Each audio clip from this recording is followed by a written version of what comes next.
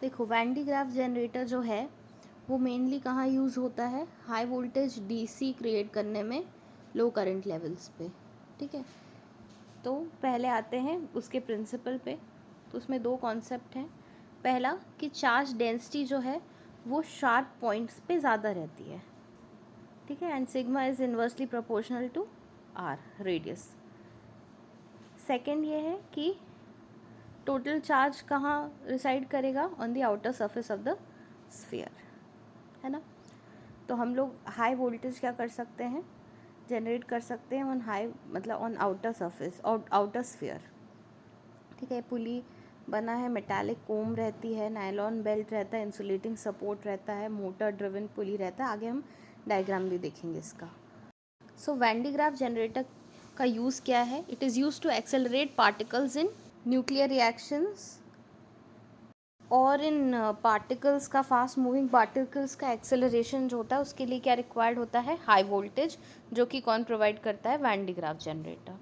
तो voltage increase करेगा, electric field increase होगा, एयर आयनाइज होगी जिसकी वजह से ब्रेक डाउन होगा।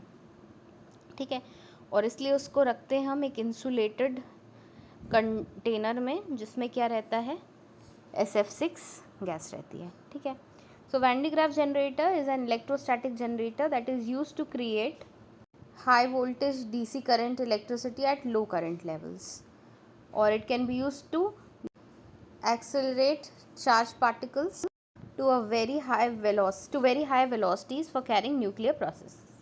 अब इसका कंस्ट्रक्शन, तो जनरेटर जो है यूजुअली एनक्लोज्ड होगा सिलेंड्रिकल वेसल में।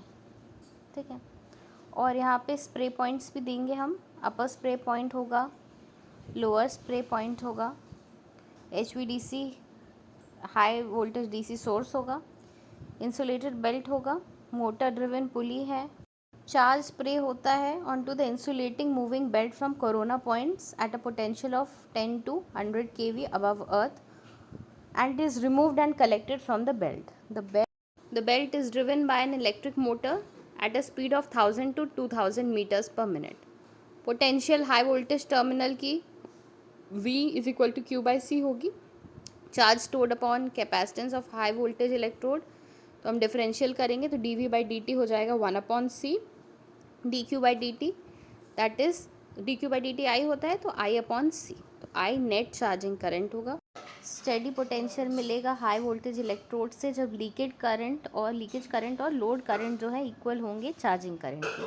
चार्जिंग जो है बेल्ट की होगी लोअर स्प्रे पॉइंट से, जो कि शार्प नीडल्स हैं connected to DC source of about 10 to 100 kV, so that the corona is maintain between the moving belt and needle. Shape of electrode कैसा होगा, spherical. Charge from corona points collect होंगे collecting needles में से from the belt, और वो transfer होंगे high voltage electrode पे जैसे ही बेल्ट एंटर करेगा हाई वोल्टेज इलेक्ट्रोड को। Belt returns with the charge dropped, और फ्रेश चार्ज फिर स्प्रे होंगे as it passes through low corona points. To obtain self charging of system, upper pulley को हम कनेक्ट करते हैं कलेक्टर नीडल से और उसको मेंटेन करते हैं पोटेंशियल पे higher than the high voltage terminal. अब चार्जिंग करंट जो है for unit surface area of belt होगा I is equal to BV delta, जिसमें B होगी breadth of belt in metres, V होगी velocity of belt in metres per second, और delta होगा surface charge density in coulomb per metre square.